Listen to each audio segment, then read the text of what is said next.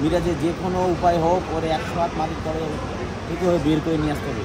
BNP ভারপ্রাপ্ত chairman জনাব তারেক রহমান যখন ছাত্র জনতা আন্দোলন নেমেছে তখন 16ই জুলাই বিএনপি ভারপ্রাপ্ত চেয়ারম্যান জনাব তারেক রহমানের নির্দেশে আমরা রাজপথে নামি। আমাকে উনি বিএনপি 10 নম্বরে উনি দায়িত্ব দিয়েছিলেন।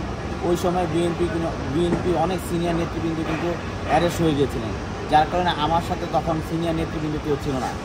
ওই একটা চ্যালেঞ্জিংয়ের সময় আমি একা ওইখানে আমার যুবদলের নেতৃবৃন্দকে নিয়ে একটা বিশাল একটা ডেঞ্জারাস জোন আমি যে নেতৃত্ব দিয়েছি, এবং সেই সাথে আমার যুবদলে অনেক নেতাকর্মী নিহত হয়েছে, ইনজুরি হয়েছে। আপনারা জানেন, আপনিও ছিলেন সেদিন, দেখেছেন আপনি।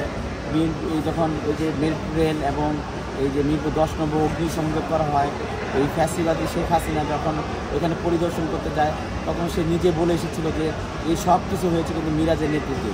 মিরাজে যে কোনো উপায় হোক ওরে 100 হাত মাটির তলে থেকে বের করে নিয়ে আসতে হবে।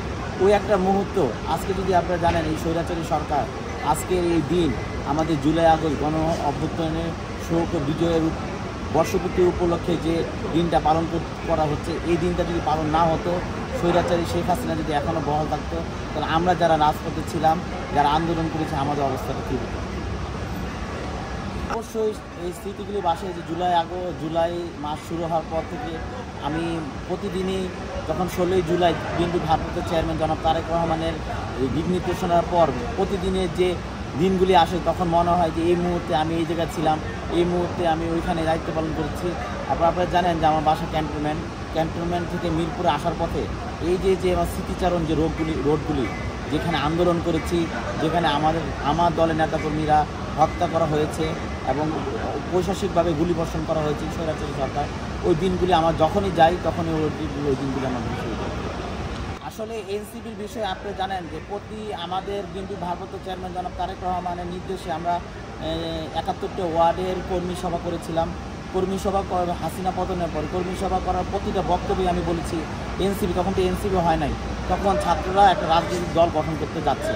ওই সময় আমি প্রতিটা বক্তব্যে বলেছিলাম ছাত্ররা কেন দল গঠন করবে, ছাত্ররা সবসময় দলের দেশ এবং দলের ক্রান্তিকাল পরিস্থিতি দেশের সামনে এসে দাঁড়ায়। আপনি 1952 সাল, 1971 সাল, 90 এবং রাষ্ট্রে 2024 প্রতিটা ক্ষেত্রে কিন্তু ছাত্ররা দেশের ভূমিকা কাজ করে। তারা কেন দল গঠন করবে? তারা আজকে দল গঠন না করে যদি দেশের মানুষের পাশে থাকতো, দেশের সার্বক্ষণিক মানে যখনই দুর্যোগপূর্ণ পরিবেশ ওই পাশে থাকতো, তাহলে আজকে এই এনসিপি দল গঠন করছে এই পরিবেশটা দেখতে হতো না।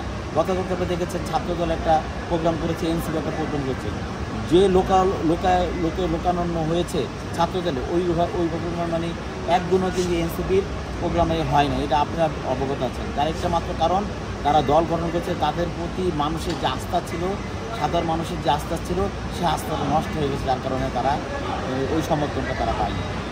নির্বাচন নিয়ে আপনাদের প্রস্তুতি কতটুকু? নির্বাচন নিয়ে আমাদের প্রস্তুতি তো আসলে নির্বাচন নিয়ে প্রস্তুতি কি, আমরা মানুষের ভোটাধিকার এবং গণতন্ত্র প্রতিষ্ঠার জন্য গত 16 বছর লড়াই করেছি বিএনপি ভারপ্রাপ্ত চেয়ারম্যান জনাব তারেক রহমানের নির্দেশে। এটার জন্য আমাদের প্রস্তুতি গত 16 বছরই আছে যে আমরা কবে এই মানুষের ভোটাধিকার প্রতিষ্ঠা করতে পারবো, মানুষের গণতন্ত্র প্রতিষ্ঠা করতে পারবো। এই জন্য যে প্রস্তুতি আমার গত 16 বছর যাবত আমরা রাজপথে রেখেছি, এখনও রাখছি। আচ্ছা, আসলে আপনি যে প্রশ্নটা করেছেন শেখ হাসিনা আবার প্রত্যাবর্তন কোথায় করবে?